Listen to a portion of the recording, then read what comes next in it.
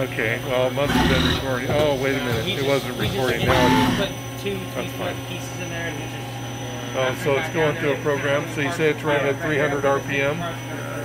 250. And it goes up to 6,000? It goes up to 6,000. It looks like you got a little parts catcher here or something. Conveyor works. Conveyor Catcher works. Live tooling, it's a Spindle subspindle. works. What's the RPM on the subspindle? I have all the specs on it, I just They want forgot. us to make some aluminum parts. Off the top of my head, I don't remember. It's lower than 6, right? It's a lot lower than 6. I want those for 68 I don't cents. remember what it is.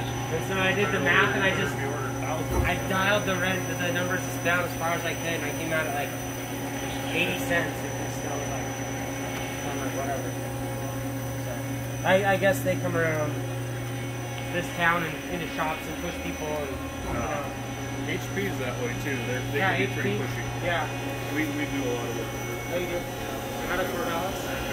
Oh, okay. Yeah, we deal with two guys out of Corvallis. The buyers there. They're just cheap. You don't want to spend anything. the buyer we have to deal with. He's Indian. He's just working in China. They buy stuff from China? Oh, they do all their builds over there. Yeah. The one in Corvallis has been like they vacated it. Sent all that shit to like South Korea or wherever. And now they're bringing it down. Didn't they have...